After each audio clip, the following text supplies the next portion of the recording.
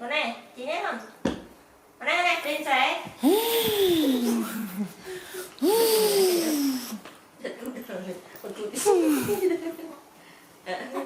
Rồi mày chị từ đây mà đẹp đi.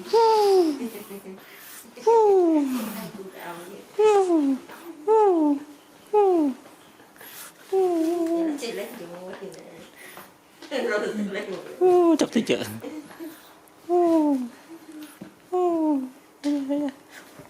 Ôi dạ, bây giờ cái nhà từ trong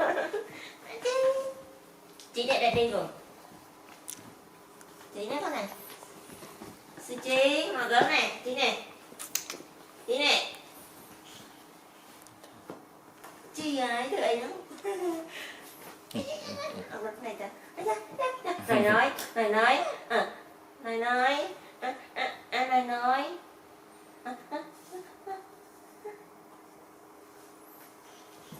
rồi tiếp, chị thấy không? Chị ơi, chị này, mắt này ngồi, chị ơi.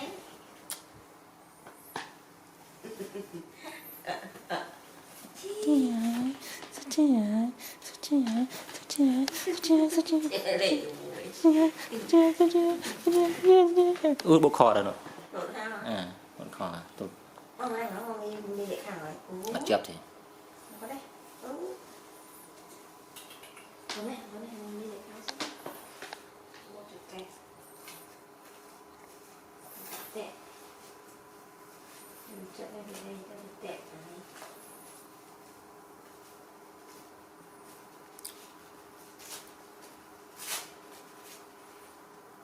Em tí chi ban để khảo tập lúc ngồi.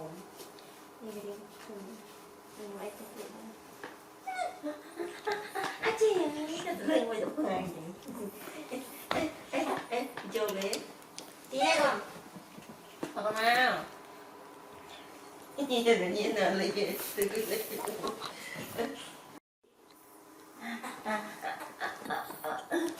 Tôi ghiền ngô. Chị ơi.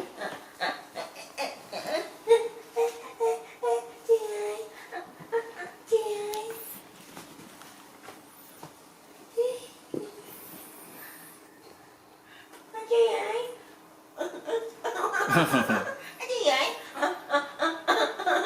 Khổ nha. Đấy con này. Chị thấy không? Ê. Này, ê.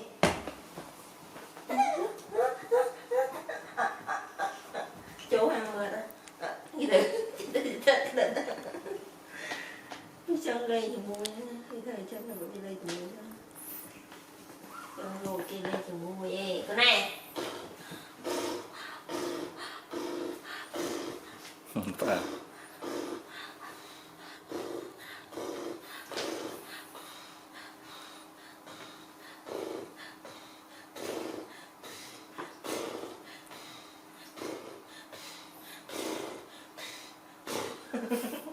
Chị đây chỉ bóc rồi. Chị ơi. Chị ơi.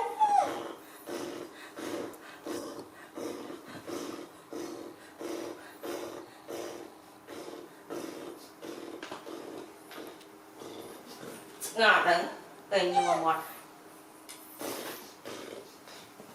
Chị này, chị ai? Chị này. Ngọt. Ăn gì đấy?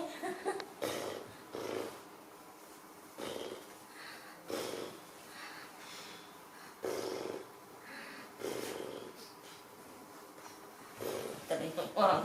Này, này. Chị ấy. Chị ấy. Châu à, chị ấy. Món ăn châu nào lục ai. Mẹ chân khá. Chị ấy thì surprise chị. Chị này. Nó bị đen. Chị này. Chị. Đấy thế nè.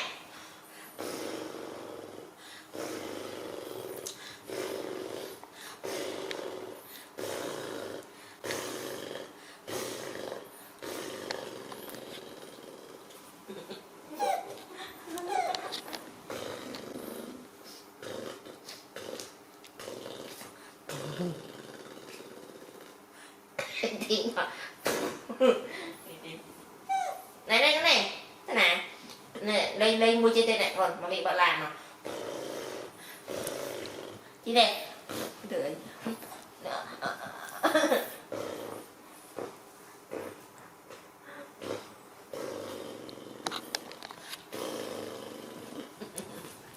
đợi gì đây chị nè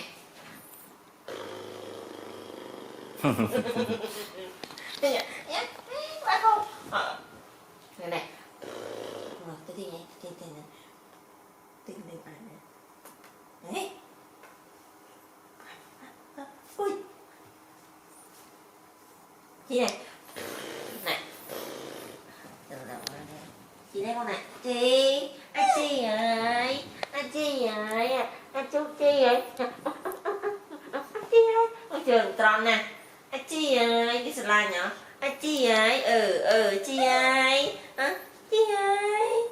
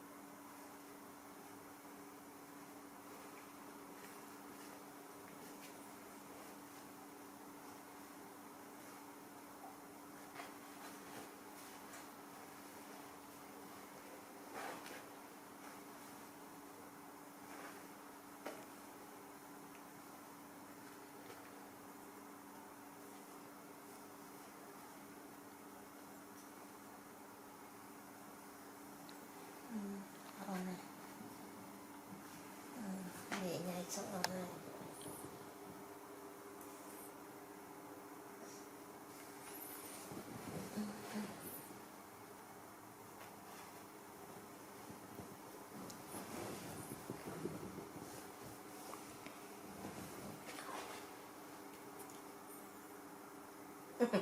gì này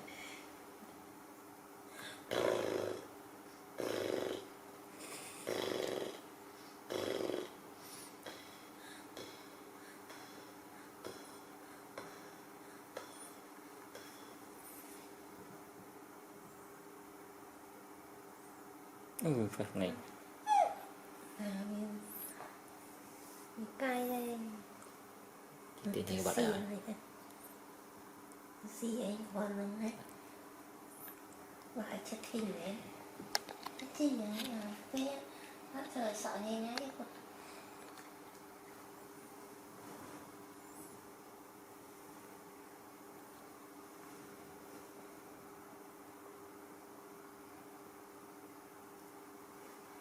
này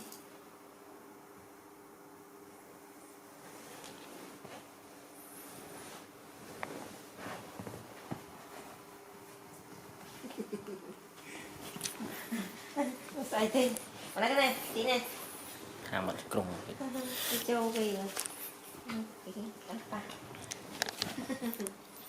sụp sụp rồi đây là cái ngồi cái chót đây mà quen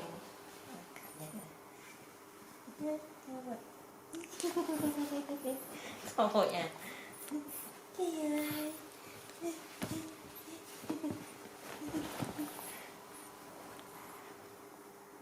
đây là mấy trường này là cái chứa lì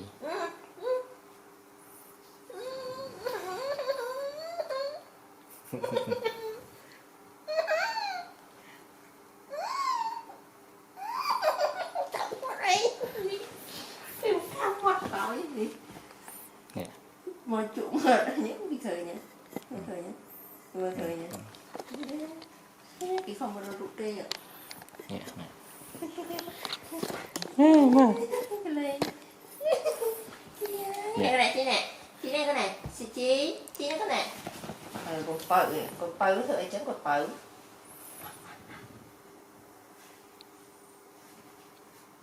Mơ thì đi cái này nhé.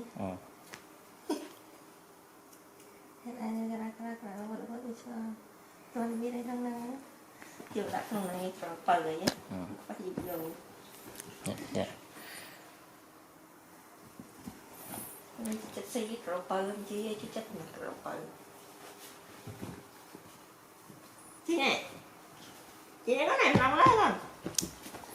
Sợi đây nằm sợi đây rồi ai? Xin princess.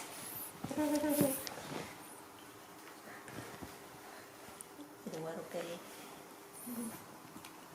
Zuji ơi.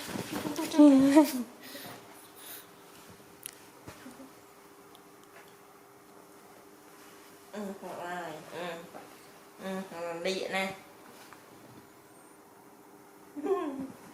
Trời, chị nói cái này. Chị nói con, đấy nè. Lời mấy con. Lời nói, đây được lời nói. Không được mua ăn. Lời nói. Rồi. Loại luôn. Nhìn đi. Lời nói. Con sợ bà em nhây nhây à. Chị, lấy đi. Happy gì? Chị ơi. Cái này không lớn quá nè. Nó lên lớn quá bơi.